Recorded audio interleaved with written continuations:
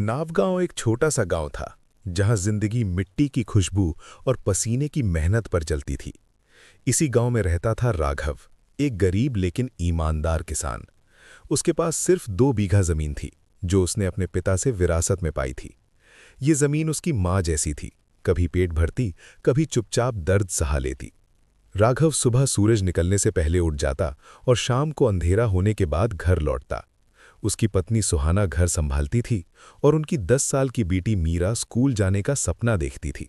लेकिन गरीबी के कारण वो अक्सर घर पर ही रहती। पिछले 2 सालों से बारिश ने गांव का रुख ही बदल दिया था। कभी बिल्कुल नहीं होती, कभी इतनी तेज कि फसल बह जाती। राघव कर्ज के बोझ तले दबा जा रहा था। गांव का साहूकार भैरो लाल हर महीने ब्याज बढ़ाता जा रहा था। एक दिन भैरो ने राघव के सामने कागज फेंक कर कहा, या तो पैसे ला या अपनी जमीन मेरे नाम कर। राघव चुप रहा। उसकी आंखों के सामने सिर्फ अपनी बेटी का चेहरा घूम रहा था। उस रात राघव अपने सूखे खेत के बीच खड़ा था। माटी फट चुकी थी, जैसे प्यासी जमीन उससे सवाल पूछ रही हो। गांव के बाहर एक पुराना नीम का पेड़ था जिसे लोग भगवान का आशीर्वाद मानते थे। राघव वहां गया और फूट फूट कर रोया, हे माटी माँ, अगर तूने एक बार मेरा साथ दे दिया तो मैं कभी लालच नहीं करूंगा। उस रात कुछ अजीब हुआ। आधी रात को जब अंधेरा गहरा था, एक अजनबी आदमी राघव के घर के बाहर खड़ा था। उसका चेहरा धुंधला था, आवाज गंभीर। जो किसान माटी पर विश्वास करता है, माटी उसका साथ कभी नहीं छोड़ती, कहकर उसने राघव के हाथ में एक चमकता हुआ सोना जैसा बीज रख दिया और अगले पल वो गायब हो गया। राघव होश में आया तो सुबह हो चुकी थी। उसने अपनी मुट्ठी खोली, वो गोल्डन सीड सच में वहीं था। यहीं से राघव की जिंदगी का सबसे बड़ा इम्तिहान शुरू हुआ। सुबह जब राघव ने अपनी आंखें खोलीं तो उसे लगा जैसे रात का सब कुछ एक सपना था। अजनबी आदमी, उसकी आवाज और वो चमकता हुआ बीज, सब कुछ अजीब और असंभव लग रहा था। लेकिन जैसे ही उसने अपनी मुट्ठी खोली, उसकी सांसों की रफ्तार तेज हो गई। उसकी हथेली पर वही सुनहरा बीज रखा था, बिल्कुल सच, बिल्कुल हकीकत। राघव ने तुरंत सुहाना को बुलाया। सुहाना, जरा ये देख, उसने धीमी आवाज में कहा। सुहाना ने जैसे ही बीज देखा, उसका चेहरा पीला पड़ गया। ये क्या है राघव, कहीं ये किसी मुसीबत का इशारा तो नहीं? उसके मन में डर था, क्योंकि गरीब आदमी के घर अक्सर खुशी कम और इम्तिहान ज्यादा आते हैं। लेकिन राघव के मन में एक अलग ही जज्बा था। उसने पूरी रात माटी से बात की थी, उससे कसम खाई थी, मैं इसे अपने खेत में बोऊंगा। अगर यह भगवान की देन है तो रास्ता दिखाएगी, राघव ने दृढ़ निश्चय के साथ कहा। उसी रात बिना किसी को बताए राघव अपने खेत के बीच गया। चांद आधा था, हवा शांत थी। उसने धीरे से माटी खोदी और गोल्डन बीज को वहां बो दिया। न कोई पूजा, न मंत्र, सिर्फ ईमानदार भरोसा। अगली सुबह गांव में हल्ला मच गया। जिस जगह राघव ने बीज बोया था, वहां एक अनोखा पौधा उगाया था। वो आम फसल से कई गुना लंबा था और उसके पत्ते सुनहरी रोशनी जैसे चमट रहे थे। लोग अपने घरों से निकल आए। कोई इसे चमत्कार कह रहा था, कोई जादू। राघव का भाग्य जाग गया। इस किसान पर भगवान मेहरबान हो गए, ऐसे शब्द हवा में तैर रहे थे। ये बात धीरे धीरे गांव के सबसे खतरनाक आदमी तक पहुंची, भैरोलाल, साहूकार। उसकी आंखों में मेहनत नहीं, सिर्फ लालच था। जैसे ही उसने पौधे को देखा, उसके दिमाग में सिर्फ एक ही बात घूम रही थी, पैसा। उसने राघव को अपने घर बुलाया और मीठी पर जहरीली आवाज में बोला, राघव, अगर तू पूरे खेत में ये बीज उगाएगा तो तू राजा बन जाएगा। मैं तुझे कर्ज दूंगा, बिना किसी दिक्कत के। राघव चुप रहा। उसके मन में मीरा की पढ़ाई, सुहाना की थकी हुई आंखें और सालों का कर्ज घूम रहा था। इसी बीच गांव में एक नई लड़की आई, काव्या। वो शहर में खेती और माटी पर रिसर्च करके लौटी थी। उसने गोल्डन पौधे को देखा और चौंक गई। हर चमकने वाली चीज सोना नहीं होती, उसने राघव को चेतावनी दी। माटी का संतुलन बिगड़ना बहुत खतरनाक हो सकता है। लेकिन राघव 2 राहों के बीच खड़ा था, एक तरफ गरीबी, दूसरी तरफ उम्मीद। भैरों का लालच उसके कानों में जहर घोर रहा था और काव्या की बातें उसके मन को झकझोर रही थीं। उस रात राघव सो नहीं पाया। वो सिर्फ एक बात सोचता रहा, ये वरदान है या इम्तिहान? और सुबह होने से पहले उसने वो फैसला कर लिया जो आगे चलकर उसकी जिंदगी का सबसे बड़ा मोड़ बनने वाला था। राघव ने आखिरकार भैरोलाल का कर्ज ले लिया। उस दिन जब उसने कागजों पर अंगूठा लगाया तो उसे लगा जैसे उसने सिर्फ दस्तखत नहीं किए बल्कि अपनी जिंदगी का बोझ भी माटी पर रख दिया हो। भैरव मुस्कुराया, पर उस मुस्कान में दया नहीं, सिर्फ लालच था। कर्ज मिलते ही राघव ने पूरे खेत में गोल्डन बीज बो दिए। हर तरफ वही चमकता हुआ पौधा उगने लगा। पहले पहले तो सब कुछ सपने जैसा लग रहा था। फसलें इतनी तेजी से बढ़ रही थीं कि गांव के लोग हैरान रह गए। दूर के गांव से भी लोग इसे देखने आने लगे। राघव अब अमीर बनेगा, भाग्य हो तो ऐसा, लोग बातें करते और राघव चुपचाप सुनता रहता। लेकिन इस चमक के पीछे कुछ और ही चल रहा था। काव्या रोज खेत का चक्कर लगाती थी। उसकी नज़र सिर्फ फसल पर नहीं, माटी के रंग और मिट्टी की खुशबू पर थी। धीरे धीरे उसे महसूस होने लगा कि जमीन की सांस भारी हो रही है। जहां गोल्डन फसल उग रही थी वहां पास के खेत सूखने लगे थे।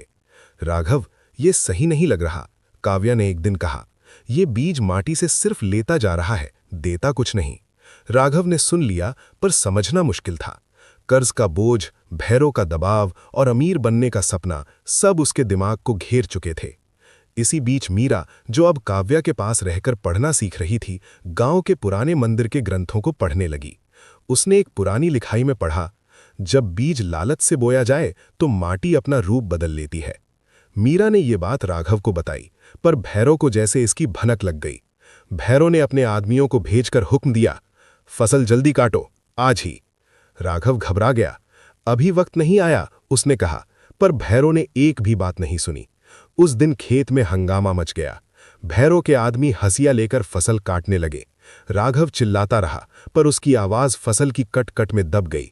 सुहाना दूर खड़ी रोती रही और मीरा मां का हाथ पकड़कर कांप रही थी। जैसे ही पहला गोल्डन पौधा जमीन से अलग हुआ, हवा अचानक तेज चलने लगी। आसमान पर बादल घिराए, लेकिन बारिश नहीं हुई, सिर्फ धूल और सूखी हवा। माटी में दरार पड़ने लगी। लोग घबरा गए। काव्या चीखी, रोको, अभी भी वक्त है। पर भैरव ने हंसकर कहा, यह सिर्फ डर है, सोना कभी धरती को नुकसान नहीं देता। लेकिन अगले ही पल गोल्डन फसल की चमक धीरे धीरे बुझने लगी। पौधे मुरझाने लगे और जमीन ऐसी सूख गई जैसे सालों से पानी ना मिला हो। राघव घुटनों के बल बैठ गया। उसने पहली बार महसूस किया, ये भाग्य का वरदान नहीं, लालच का जाल था। और अब वो जाल पूरे गांव को अपनी गिरफ्त में लेने वाला था।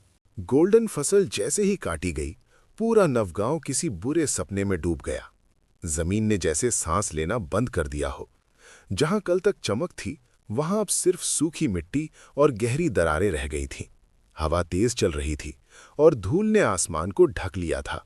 लोग अपनी आंखें मलते रह गए। ये सब इतनी जल्दी कैसे बदल गया? राघव अपने खेत के बीच खड़ा था, जैसे किसी ने उसकी रूह निकाल ली हो। उसके पैरों के नीचे वही माटी थी जिसे वो मां के जैसे मानता था। आज वही माटी उससे गुस्से में देख रही थी। उसकी आंखों से आंसू बह रहे थे, पर अब आंसू भी क्या बदल सकते थे? गांव के लोग गुस्से में आ गए। किसान के नाम पर कलंक है ये, इसने हम सबको बर्बाद कर दिया। ऐसे शब्द चारों तरफ गूंज रहे थे। सुहाना राघव के पास आई। उसकी आंखों में डर और दर्द दोनों थे। मीरा उसके पीछे खड़ी थी, मां का पल्लू पकड़े हुए। बाबा, माटी हमें माफ कर देगी ना? मीरा ने कांपती आवाज में पूछा। राघव के पास कोई जवाब नहीं था। भैरोलाल भी अब घबरा चुका था। उसका लालच उसकी आंखों से उतर गया था और उसकी जगह डर ने ले ली थी। उसने पहली बार महसूस किया कि पैसा हर चीज का इलाज नहीं होता। ये सब मेरी वजह से हुआ, उसने धीरे से कहा, पर तब तक बहुत देर हो चुकी थी। उस शाम राघव नीम के पेड़ के पास गया, वही जगह जहां उसने माटी से कसम खाई थी। वो घुटनों के बल बैठ गया, हाथ जोड़ लिए। मां, मुझसे गलती हो गई। उसकी आवाज भरी हुई थी। मैं लालच में अंधा हो गया। अगर सजा देनी है तो मुझे दो, पर इस गांव को बचा लो। हवा अचानक शांत हो गई। नीम के पत्तों में हल्की सी सरसराहट हुई, जैसे कोई जवाब दे रहा हो। इसी वक्त कव्या आगे आई। अभी भी सब खत्म नहीं हुआ, उसने कहा। माटी को जहर नहीं, प्यार चाहिए। अगर पूरा गांव मिलकर इसे ठीक करे तो जिंदगी लौट सकती है। उस रात गांव के सब लोग एक जगह जमा हुए। गुस्सा धीरे धीरे शर्मिंदगी में बदलने लगा। फैसला हुआ कि सब मिलकर माटी को बचाएंगे। केमिकल और लालच वाली खेती छोड़कर पुराने और प्राकृतिक तरीके अपनाएंगे। भैरोलाल ने सबके सामने अपनी गलती मानी। मैं कर्ज माफ करता हूं, उसने कहा, और जो भी हो सकेगा माटी को सुधारने में मदद करूंगा। अगले कई हफ्तों तक लोग दिन रात मेहनत करते रहे। खाद बनाई गई, बीज बदले गए, पानी बचाया गया। कव्या सबको सिखाती रही और मीरा बच्चों को माटी का मूल्य समझाती रही। जमीन अभी भी जख्मी थी, पर उसमें धीरे धीरे जीवन की धड़कन लौटने लगी। और नवगांव समझ चुका था कि जब माटी गुस्सा होती है तो सिर्फ पछतावा काफी नहीं होता, उसे ठीक करने के लिए ईमानदार बदलाव चाहिए होता है। समय अपना काम चुपचाप करता रहा। जिन खेतों में कभी दरारें थीं, वहां धीरे धीरे हरियाली की हल्की परत दिखने लगी। पूरा नवगांव जैसे किसी लंबी बीमारी से उभर रहा हो। माटी अभी भी कमजोर थी, लेकिन उसमें फिर से सांस लेने की ताकत आ रही थी।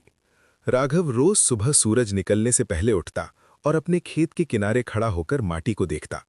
अब वो माटी से शिकायत नहीं करता था, वो सिर्फ हाथ जोड़कर कहता, शुक्रिया माँ, एक और मौका देने के लिए। उसके चेहरे पर अब लालच नहीं, सिर्फ शांति थी। सुहाना भी बदल चुकी थी। जो औरत कभी चिंता में डूबी रहती थी, अब गांव की औरतों के साथ मिलकर बीज संभालना, खाद बनाना और पानी बचाना सीख रही थी। गरीबी अभी पूरी तरह खत्म नहीं हुई थी, पर हिम्मत वापस आ चुकी थी।